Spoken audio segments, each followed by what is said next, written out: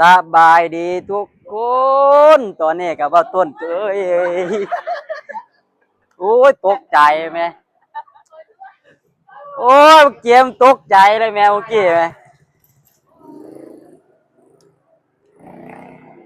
กับเจ้าตัวรถมาตกใจรถเหยียบตีนที่เราไปไปเห็นงานอยู่แหละป่วยยังรถเหยียบตีนอีกแล้วโอ้สบายดีเด้อพี่น้องเด้อตอนนี้กับบ่ต้นอยู่แบบโอ้เพอร์เฟกเลยไหมแบบถนนหนทางเพื่อนแบบ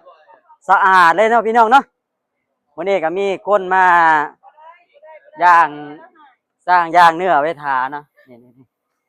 ย่างเนื้อไว้ทาเนาะโอ้ยลืมไปได้เกือบสิเว้านะเมื่อกี้เนี่ยเนาะอันนี้ก็เป็นถนนที่ว่าโอ้ยหนาบ่จัดบ่ได้เป็นถนนที่ว่าลายซอยที่โรงงานบ่ต้นเฮ็ดอยู่ชุมมื้อเนาะมาเด้อผู้ใดมีหยังกินก็เอามาย่างอยู่นี่ได้แล้วพ่อค้าเพิ่นหน้าตาดียังบ่พอใจดีอีกเดี๋ยวเพิ่นแจกข้าวเหนียวจังหน่อยเนี่ยเอาบ่หมดแล้วบ่แจกข้าวเหนียวเนาะนี่เห็นบ่ร้านเพิ่นนี่แหละร้านน้อยๆแต่ทำเงินเป็นหลักแสนนั่นน่ะอันนี้ก็สุดยอดเลยนะ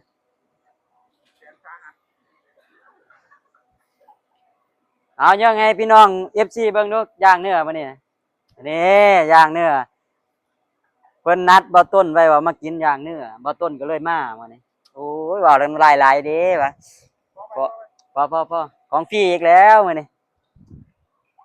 ของฟรีอีกแล้วเนาะมื้อนี้ก็หวานปากบ่ต้นแล้วเนาะมื้อนี้เนาะของฟรีเนาะเอ้าคลิปนี้ก็เอาไว้เท่านี้พี่น้องเด้อเดี๋ยวถ้าบ่ต้นเอิบไปเบิ่งใกล้ๆก็ได้ไปเบิ่งใกล้ๆก็ได้เนาะไปเบิ่งใกล้ๆก็ได้ย่านบ่เห็นเนาะเอ้ยนี่แหละ